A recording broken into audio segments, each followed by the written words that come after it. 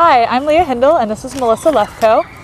We're so excited that you're participating in Green Teacher Network's Native Plant Pollinator Garden event on April 15th. We wanted to make this video to give you a little more information about what's happening on that day, what you need to do before, and what you'll be getting in your garden kit. So we hope that this will answer any questions that you have and help you to feel prepared for this event. Before April 15th, there are a few things that you are going to need to do in order to make the day a success. First of all, you need to identify a site on your school grounds for the garden. It should be at least 8 feet away from the side of the building. We recommend a 4x10 layout. We think it's best for this garden. You want to hold it?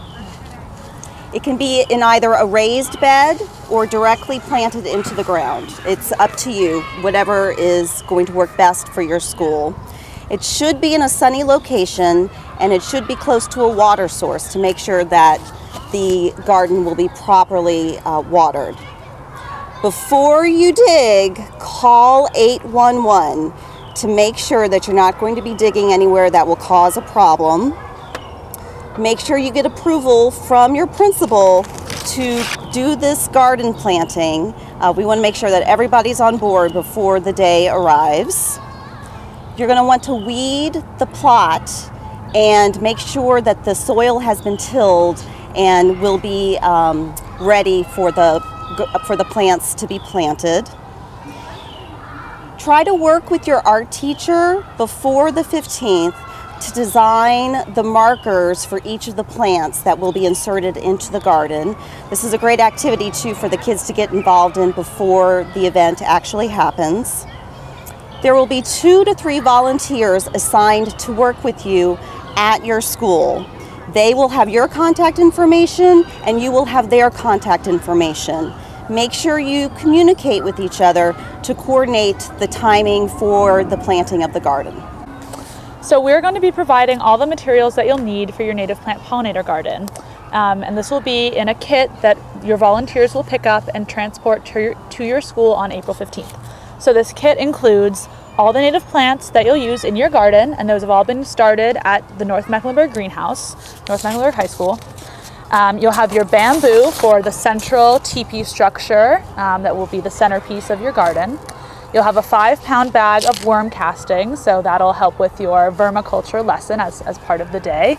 You'll have a native plant pollinator garden sign, which has Green Teacher Network as well as all of our sponsors for this project. And you'll have 2 copies of the garden guide, and that has lots of resources for you to use on planting day, after planting day. It goes through information about each plant, each pollinator, all sorts of great information that you can use. Now let's talk about what's going to happen on April 15th. You will start the day, you will meet the volunteers who will arrive at the school at the time that you have coordinated with each other. The volunteers will have the garden kit with them that they will have already picked up. You're going to gather the students together for the planting of the garden. There's going to be a 20-minute introductory lesson about pollinator plants and their importance to our region. And that, as I said, is going to last about 20 minutes. You will divide your students into 3 groups. The 3 groups will rotate through each of the 3 stations. One station will be the garden planting station. One station you will go over a bee protocol lesson, and one station you will go over vermiculture and composting. Each of the volunteers will take one of the stations and you will take a 3rd station, and you can decide which one is most appropriate.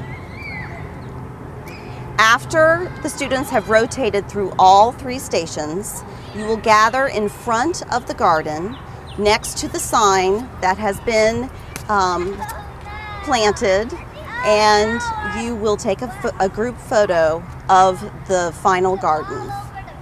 You will send that photo to me, Melissa Lefko, and I will post the photo on our website And we will also have a butterfly marked on our map indicating where all of the pollinator gardens have been planted.